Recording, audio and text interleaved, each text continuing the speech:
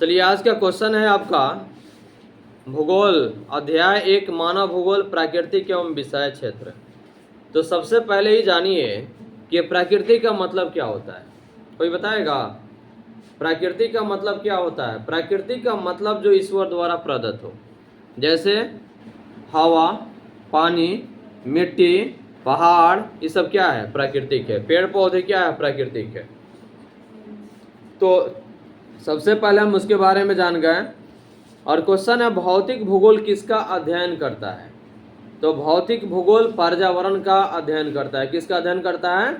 पर्यावरण का। पर्यावरण का अर्थ क्या होता है? पर्यावरण हमारे चारों तरफ का वातावरण, उसी को हम क्या कहते हैं? पर्यावरण कहते हैं। जहां हम रह करके अपनी सारी आवश्यकताओं की पूर्ति करते हैं, उसी को हम क्या कहते हैं? पर्यावरण कहते हैं। और उस पर्यावरण से प्रकृति द्वारा प्रदत्त वस्तुओं को मनुष्य अपने स्वविवेक के माध्यम से अपनी आवश्यकताओं के अनुसार उस वस्तुओं का सही निर्माण कर पाता है। जैसे पेड़ पौधे, तो पेड़ पौधे आपके प्राकृतिक हो गए, लेकिन मनुष्य अपने स्वविवेक से, स्व मैंने अपनी बुद्धि के माध्यम से उसको अपनी आवश्यकता के अनुसार वस्तुओं का निर्माण कर लेता है। जैसे अगर किसी को टेबल की आवश्यकता है तो पेड़ प्राकृतिक हो गया और मनुष्य ने उसको काट करके फर्नीचर बना दिया ना। किसी को सोफा की जरूरत है तो उसके लिए फर्नीचर काट करके बना दिया। तो मनुष्य अपने स्वविवेक के माध्यम से, मिट्टी क्या है? प्राकृतिक है, लेकिन मनुष्य अपने स्वविवेक के माध्यम से उसको पका करके क्या बना दिया? ईंट बना दिया, जिसका पक्का का मकान तैयार हो गया। क्लियर हो गया? अगला क्वेश्चन है मानव भूगोल किसका अध्ययन करता है? मानव मैंने मनुष्य, यानी कि भूगोल का ऐसा क्षेत्र जिसमें मनुष्य के रहन सहन, खान पान, वेशभूषा इत्यादि का अध्ययन किया जाता है, उसी को हम क्या कहते हैं? मानव भूगोल कहते हैं। और मानव भूगोल भौतिक या प्राकृतिक, भौतिक का मतलब होता है निर्जीव वस्तुओं से। भौतिक का मतलब क्या हुआ? निर्जीव वस्तुओं से, या प्राकृतिक या मानवीय जगत के बीच, यानी कि मनुष्य और प्राकृतिक दोनों के बीच में जो संबंध मानवीय परिघटनाओं का स्थानिक वितरण, यानी कि समय समय के अनुसार से, स्थानिक माने होता है धरातल पर समान रूप से सभी के को बांटना, ठीक ना। तो परिघटनाओं का स्थानिक वितरण तथा उनके घटित होने के कारण एवं विश्व के विभिन्न भागों में सामाजिक और आर्थिक विभिन्नताओं का अध्ययन करता है, उसी को हम क्या कहते हैं? मानव भूगोल कहते हैं। क्लियर हो गया? अगला है क्वेश्चन पृथ्वी के दो प्रमुख घटक कौन कौन है? ठीक है ना। तो पृथ्वी के दो प्रमुख घटक दो हैं, कौन कौन? एक है प्राकृतिक, जिसको भौतिक पर्यावरण के नाम से जाना जाता है। दूसरा है जीवन के रूप, जिसमें मनुष्य भी सम्मिलित है। तो जीवन का रूप में कौन हो जाएगा? मनुष्य और जीव जंतु हो जाएगा, ठीक है ना। इसमें मनुष्य भी सम्मिलित है। कोई दिक्कत किसी को? अगला क्वेश्चन है कि आपकी पर्यावरणीय निश्चयवाद किसे कहते हैं? तो मानव भूगोल की ऐसी प्रमुख विचारधारा, यानी कि मनुष्य जिस भूगोल से अध्ययन करता है उसकी ऐसी प्रमुख विचारधारा जिसमें यह माना जाता है कि पर्यावरण ही किसी क्षेत्र के मानव एवं समाज की भौतिक एवं बौद्धिक अभिलक्षणों को निर्धारित करता है, उसे हम क्या कहते हैं? पर्यावरणीय निश्चयवाद या पर्यावरणीय नियतिवाद भी हम इसको कहते हैं। यानी कहने का मतलब ध्यान से सुनिएगा, मानव भूगोल की ऐसी प्रमुख विचारधारा, विचार मैंने होता है, विचार मतलब कि एक विमुख है जो अपनी भाषाओं के माध्यम से दूसरे के सामने प्रस्तुत किया जा सकता है।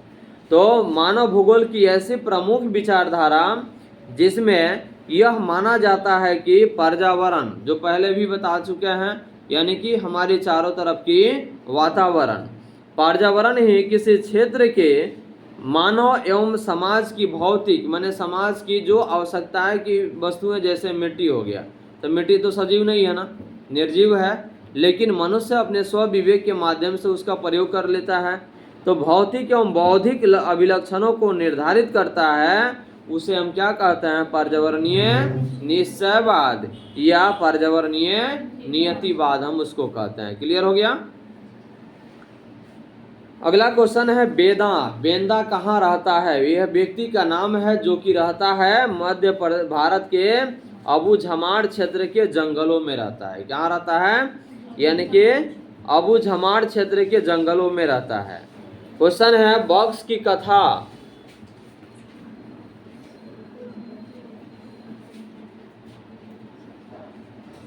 बॉक्स की कथा किसका प्रतिनिधित्व करती है? तो देखिए, बॉक्स की कथा मानव का प्राकृतिकरण, यानी कि मनुष्य अपने स्व विवेक के माध्यम से पेड़ पौधे और छोटे छोटे फूल, जंगलों को या खरपतवार जैसे यानी कि जो शोभा के दर्शनीय योग्य है उसको लगा करके मनुष्य अपने आप को क्या करता है? अपने आसपास की स्थिति को पर्यावरण के अनुसार यानी कि प्राकृतिकरण कर देता है। जैसे हम लोग घर के बगल में छोटे छोटे झाड़ियाँ फूल पत्ते लगाते हैं तो वह क्या हो गया? यानी कि पर्यावरण प्राकृतिक रूप में होगा कि नहीं होगा? यह प्राकृतिकरण हो गया, क्योंकि पेड़ पौधे को मनुष्य निर्माण नहीं करता है, बल्कि पेड़ पौधे क्या है? प्राकृतिक है। जंगल में हो गया तो उससे जंगल का निर्माण हो गया, लेकिन घर पे हम ला करके उसको अपने प्राकृतिकरण का निर्माण हम उसको कर लेते हैं। जैसे फूल वगैरह लगाते हैं ना आप लोग, तब फूल वगैरह लगाते हैं तो क्या है? यानी कि अपने आप में अपने बगल की परिवेश को प्राकृतिकरण कर देना, यानी कि प्रकृति के रूप में उसको धारण कर लेना। आर्थिक दृष्टि से आदिम समाज से संबंधित एक घर के प्रत्यक्ष संबंधों का प्रतिनिधित्व करती है कौन? बॉक्स की कथा। अगला क्वेश्चन है आपका, मानव किसका विकास करते हैं? मानव यानी कि मनुष्य किसका विकास करते हैं? समझ में आ रहा है कि नहीं आ रहा है? तो मानव किसका विकास करता है? तो समय के साथ मानव अपने पर्यावरण और प्राकृतिक बलों को समझकर सामाजिक और सांस्कृतिक विकास के साथ साथ अधिक सक्षम प्रौद्योगिकी का विकास करता है। जैसे मानव समय के साथ मानव अपने पर्यावरण को, जैसे कि आज देखे होइएगा कि पर्यावरण की स्थिति प्रदूषित हो जाने की वजह से पेड़ पौधे तो नहीं है, तो लोग क्या करता है? यानी कि ऑक्सीजन लेवल कम हो रहा है तो लोगों की तबीयत खराब हो रही है तो ऑक्सीजन का सिलेंडर लगाया जाता है ना। तो समय के साथ मानव अपने पर्यावरण और प्राकृतिक बलों को समझकर, ठीक है ना, सामाजिक यानी समाज के सहयोग से, ठीक है ना, तो पेड़ पौधे हम लोग काटते जा रहे हैं तो ऑक्सीजन की कमी होती जा रही है। अगर पेड़ पौधे अधिक संख्या में अगर हम लोग लगाते तो शायद हमें ऑक्सीजन की कमी नहीं होती। तो समय के साथ मानव अपने पर्यावरण और प्राकृतिक बलों को समझकर, गर्मी अधिक लगता है तो हम लोग क्या करता है? यानी कि पेड़ पौधे तो रहता तब न ठंडी हवा मिलती। पेड़ पौधे नहीं है, जिसकी वजह से मनुष्य अपने स्व विवेक के माध्यम से एसी बना दिया, एयर कंडीशनर बना दिया, फैन बना दिया। यानी कि बिजली का आविष्कार जब हो गया तो मनुष्य अपने आधार पर अपनी आवश्यकताओं की पूर्ति करने के लिए पर्यावरण और प्राकृतिक बलों को समझ लिया कि हमारे अनुसार अब ऑक्सीजन की कमी होती जा रही है, जितना हमें चाहिए उतना नहीं मिल रहा है, तो उसके लिए कृत्रिम रूप से ऑक्सीजन का निर्माण किया जा रहा है। अगर हमारे पास में यानी कि आसपास की स्थिति अगर उस ढंग का होता तो शायद हमें ऑक्सीजन सिलेंडर लगाने की आवश्यकता नहीं पड़ती। तो समय के साथ मानव अपने पर्यावरण को समझकर पेड़ पौधे अगर अधिक लगाए होते, घर के बगल में 10 गो पेड़ लगा दीजिए, कभी एसी लगाने की आवश्यकता ही नहीं पड़ेगा, ठीक है ना, एयर कंडीशनर या फैन की आवश्यकता ही नहीं पड़ेगा, क्योंकि हमारे घर के बगल में जो प्राकृतिक जो पेड़ पौधा है उस समय शुद्ध ऑक्सीजन मिलता है, जो ठंडी हवाएं चलती है, जो हमारे स्वास्थ्य के लिए लाभदायक होता है। लेकिन पेड़ पौधों की कटाई होने के फलस्वरूप अब दूसरा कोई ऑप्शन तो है नहीं फैन और एसी और कूलर के अलावा। तो समझकर सामाजिक और सांस्कृतिक विकास के साथ साथ अधिक सक्षम प्रौद्योगिकी का विकास करता है। पहले गांव में देखे होइएगा कि जब धान की कुटाई होता था तो घर पे लोग अपनी धान की कुटाई कर लिया करते थे, लेकिन अब क्या हो गया है? बड़ा बड़ा कल कारखाना हो गया है। अब धान घर पे नहीं कुटाता है बल्कि सेलर में चल जाता है, बड़ी बड़ी फैक्ट्रियों में चल जाता है, ठीक है ना। तो अधिक सक्षम प्रौद्योगिकी का विकास करते हैं। क्लियर हो गया?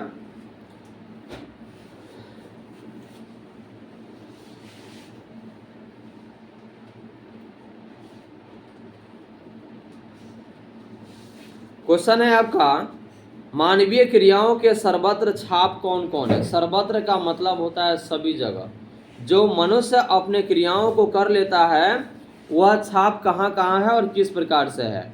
तो मानवीय क्रियाओं के सर्वत्र छाप उच्च भूमियों पर स्वास्थ्य, विश्राम स्थल, विशाल नगरीय प्रसार, खेत, फलोधान, फलोधान का मतलब होता है फल का बगीचा, ठीक है, मैदान, खुली वातावरण वाला समतल भूमि, और तरंगित पहाड़ी में चारागाह, चारागाह का मतलब होता है पशुओं को चराने का स्थान, चारागाह, तटों पर, तट का मतलब हो गया नदी के किनारे, ठीक है ना, बड़े बड़े समुद्र के किनारे पर, पतन का मतलब होता है जहाँ जहाज रुकती है, जिसको बंदरगाह के नाम से भी जाना जाता है। तो समुद्री पतन, तटीय यानी कि समुद्र के किनारे, और महासागरीय तल पर समुद्री मार्ग यानी कि समुद्र के माध्यम से एक स्थान से दूसरे स्थान पर आने जाने, ठीक है, मार्ग में होता है रास्ता, तथा अंतरिक्ष में उपग्रह इत्यादि है। ये सब क्या है, मानवीय क्रियाओं की सर्वत्र क्या है, छाप है। छाप मैंने पहचान, जो बड़े बुजुर्ग जो थे पहले के लोग करके जो चले गए, वह नेक्स्ट पीढ़ी के लिए वह छाप बन गया, पहचान बन गया। उसी प्रकार से मानवीय क्रियाओं के सर्वत्र छाप उच्च भूमियों पर स्वास्थ्य यानी कि मनुष्य के स्वास्थ्य, विश्राम स्थल, रुकने का घर, रुकने का स्थान, विशाल नगरीय प्रसार यानी कि नगर का बहुत बड़ा विस्तार, खेत, फलोधान, मैदान, और तरंगित पहाड़ी में चारागाह, तटों पर पतन और महासागरीय तल पर समुद्री मार्ग तथा अंतरिक्ष में उपग्रह इत्यादि है। ये सब क्या है, मानवीय क्रियाओं के सर्वत्र छाप हैं। कोई दिक्कत इसमें? क्वेश्चन लिखिएगा। अगला क्वेश्चन है आपका, पहले के विद्वानों ने संभववाद का नाम किसे दिया? पहले के विद्वानों ने संभववाद का मतलब हो गया जो संभावना में हो, ठीक है ना, यानी कि जिसकी संभावना है कि हाँ ये काम हम कर सकते हैं या ऐसे काम हो सकता है।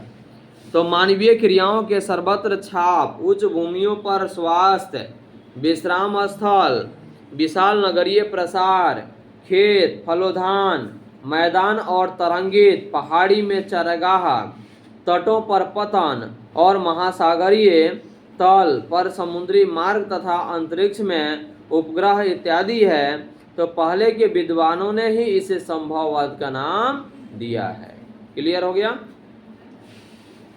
अगला क्वेश्चन है आपका, मानव भूगोल की कल्याणपरक अथवा मानवतावादी विचारधारा का संबंध किससे था? तो लोगों के सामाजिक कल्याण के विभिन्न पक्षों से, यानी कि लोगों के सामाजिक, मैंने समाज का मतलब हो गया कि जहाँ हम लोग रहते हैं और उसमें जितने भी लोगों के कल्याण के लिए, मतलब आगे बढ़ने के लिए जो भी आवश्यकताएं जो मिलती है, उनके विभिन्न पक्ष माने विभिन्न क्षेत्रों से है। क्लियर हो गया?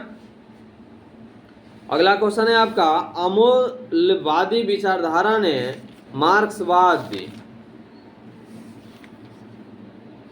अमूल्यवादी विचारधारा ने मार्क्स के सिद्धांत का उपयोग किस लिए किया था?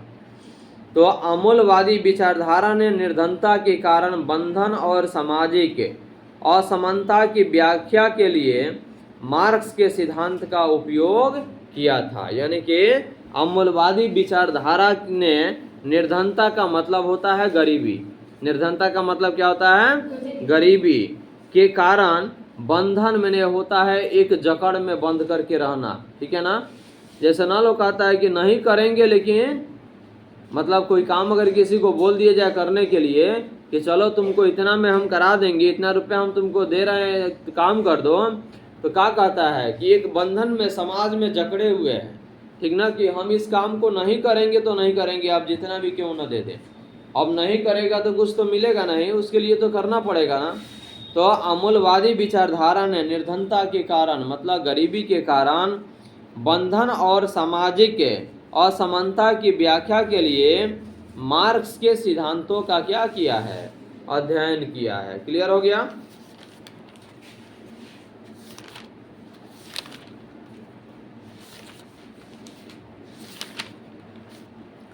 उसके बाद है क्वेश्चन आपका, मानव भूगोल की परिभाषित कीजिए, यानी कि मानव भूगोल को आपके पाठ का प्रश्न उत्तर है। मानव भूगोल को परिभाषित कीजिए, यह लगभग 30 शब्दों में उत्तर देना है। तो देखिए, मानव भूगोल यानी कि भूगोल की ऐसी प्रमुख शाखा क्या है? भूगोल की ऐसी प्रमुख शाखा जिसके अंतर्गत मानव की उत्पत्ति से लेकर, यानी कि भूगोल की ऐसी प्रमुख शाखा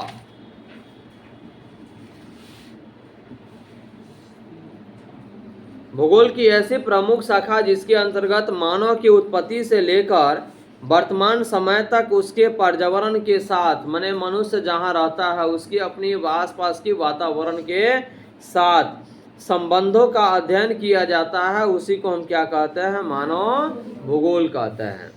यानी कि भूगोल की ऐसी प्रमुख विचारधारा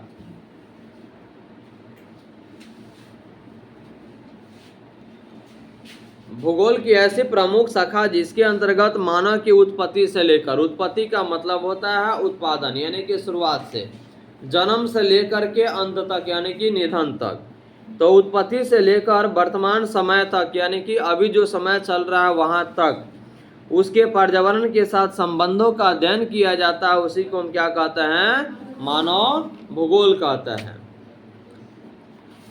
अगला क्वेश्चन है आपका, मानव भूगोल के कुछ उप क्षेत्र कौन कौन है जिनके नाम लिखना है? तो मानव भूगोल के कुछ उप क्षेत्रों के नाम निम्नलिखित हैं। व्यवहारवादी भूगोल, व्यवहारवादी का मतलब हो गया कि गांव में देखे होइएगा चाहे शहर में भी देखे होइएगा कि कोई व्यक्ति अगर चिल्ला रहा है तो बगल वाला देख करके उसको छोड़ के चल जाता है, तो वहाँ पे व्यवहारवादी नहीं हुआ। लेकिन गिरे हुए व्यक्ति को जिसने उठा दिया वहाँ पे उस आधार पर क्या हो गया? व्यवहारवादी भूगोल हो गया। क्या हो गया? व्यवहारवादी भूगोल हो गया। अगर छोड़ करके चला गया वहां पे तो उसके पास व्यवहार तो है नहीं, लेकिन छोड़ के नहीं बल्कि उस व्यक्ति को उठा के लेके चला गया तो वहां क्या हो गया? एक व्यवहार हो गया। क्लियर हो गया? अगला है, मानव भूगोल किस प्रकार अन्य सामाजिक विज्ञानों से संबंधित है? तो मानव भूगोल सामाजिक, इस क्वेश्चन को नहीं ना बताया पूरा, एक मिनट रुक जाइएगा। मानव भूगोल के उप क्षेत्र जैसे व्यवहारवादी भूगोल समझ गए, सामाजिक कल्याण जैसे कि ऐसा काम जिसमें समाज के सभी लोगों का कल्याण हो। अगर हर व्यक्ति पर्सनली किसी व्यक्ति को सहायता नहीं हो, जैसे गांव की सड़क बन जाती है तो सामाजिक कल्याण हो गया। अगर किसी चौक चौराहा पर अगर एक मतलब जहाँ ना होता है जहाँ पे बहुत सारे लोग आकर इकट्ठा होते हैं, जैसे बाजार मेला हो गया, वहाँ पे अगर चापाकल लगा दिया गया तो वह सार्वजनिक हो गया, सामाजिक सेवा हो गया। लेकिन अगर किसी के पर्सनल द्वार पर अगर लगा दिया गया तो वह क्या हो गया? वह आपका सामाजिक नहीं हुआ। क्या हो गया आपका? वह पर्सनली हो गया ना, व्यक्तिगत हो गया। सामाजिक कल्याण का भूगोल,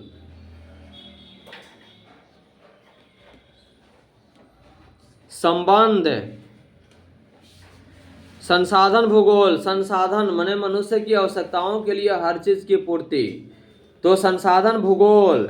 उद्योग भूगोल माने कल कारखाना, अवकाश माने छुट्टी का भूगोल, कृषि तो जानते ही हैं आप लोग, गांव से बिलोंग करते हैं तो खेती बाड़ी तो जानते ही हैं, तो कृषि भूगोल, ऐतिहासिक भूगोल, सांस्कृतिक भूगोल, राजनैतिक भूगोल, चिकित्सा भूगोल इत्यादि, इन सभी चीज़ों जो है यह मानव भूगोल का कुछ उप क्षेत्र है। उप माने बड़ा का छोटा, ठीक है ना? जैसे कि प्रधानमंत्री हो गए, उसके बाद नीचे उप प्रधानमंत्री हो गए। गांव में देखे हुइएगा मुखिया होते हैं, अब मुखिया के बाद में कौन होता है? उप मुखिया होते हैं। उसी प्रकार से यह हो गया आपका उप क्षेत्र। अगला क्वेश्चन है, मानव भूगोल किस प्रकार अन्य सामाजिक विज्ञानों से संबंधित है? तो मानव भूगोल सामाजिक भूगोल मनोवैज्ञानिक, जिसको इंग्लिश में साइकोलॉजी कहते हैं। आपकी मन में क्या भावनाएं चल रही है, किस प्रकार की बातें आपको कहीं दिखाने की आवश्यकता होगी है, आपको दिखाए या ना दिखाए लेकिन सामने वालों को इसकी परख हो जाती है। सामाजिक माने जहाँ हम लोग रहते हैं एक दूसरे के साथ सहयोग करते हैं, कोई व्यक्ति अगर गिर गया तो उसको सभी लोग मिलकर के उठा देते हैं, इसको सामाजिक भूगोल के अंतर्गत लेके चला जाएगा। मनोवैज्ञानिक, अर्थशास्त्र तो जानते ही आप लोग, समाज शास्त्र जहाँ हम लोग रहते हैं और समाज के सारे लोगों की भलाई के बारे में सोचते हैं। मानव विज्ञान, इतिहास तो जानते ही आप लोग, जिसमें बीते हुए समय की जानकारी प्राप्त होती है। उसके बाद है राजनीतिक विज्ञान, जिसमें नेता मंत्री लोग पार्टी पॉलिटिक्स करते हैं, यह राजनीतिक विज्ञान हो गया। इसमें एक दूसरे की बड़ाई करना, कभी कभी एक दूसरे की हिनाई भी की जाती है, तो ये राजनीतिक भूगोल हो गया। उसके बाद है आपका जनांकिकीय, यानी कि लोगों की संख्या आदि जैसे सामाजिक विज्ञानों से संबंधित है। इसमें मानव और प्राकृतिक पर्यावरण के बीच अंतर संबंधों का अध्ययन किया जाता है। क्लियर हो गया। अगला क्वेश्चन है आपका 150 शब्दों में उत्तर देना है। मानव के प्राकृतिकरण की व्याख्या करना है।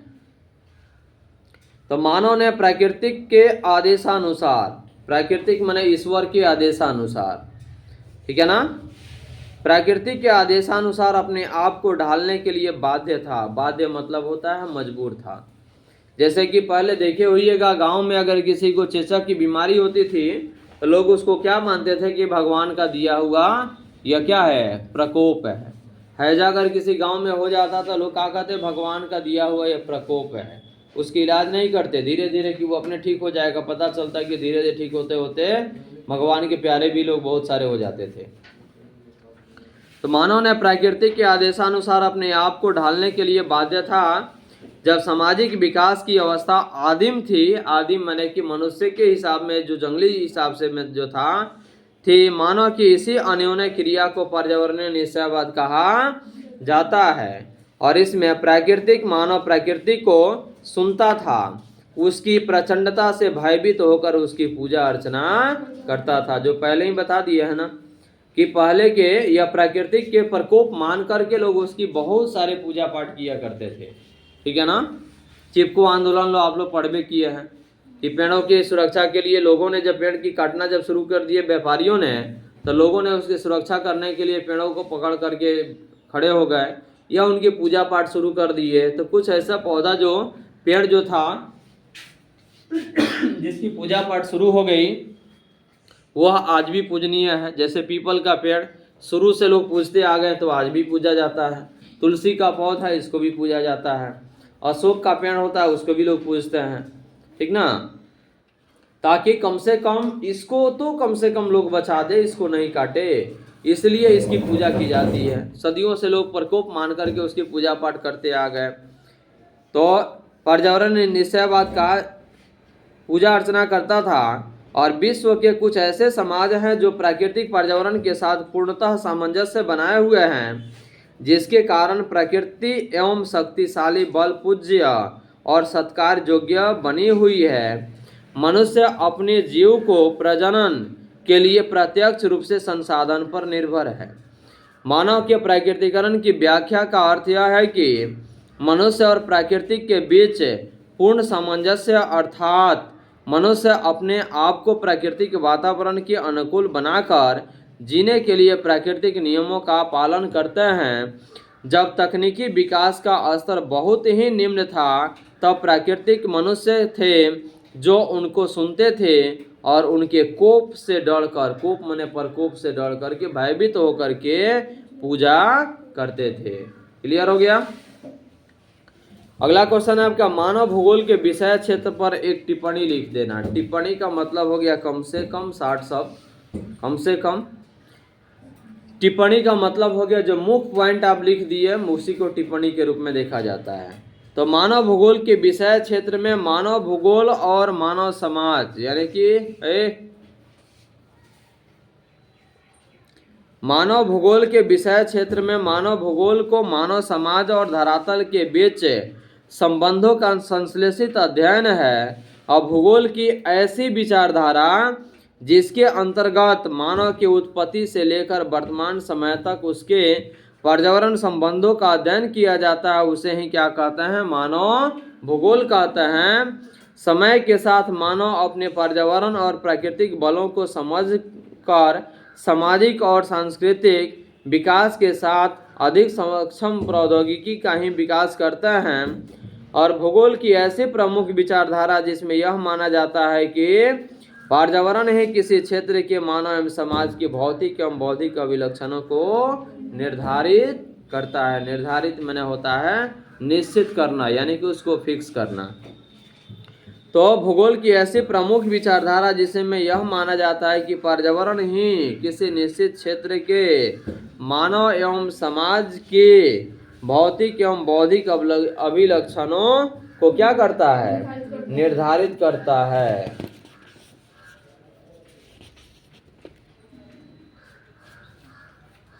यह पाठ आपका समाप्त हो गया। इसमें का टोटल जितना भी सब्जेक्टिव था एक पार्ट का मानव भूगोल का, ठीक है ना, ये आपका पूरा कंप्लीट हो गया, जिसको जरूर कंप्लीट पूरा कर लीजिएगा।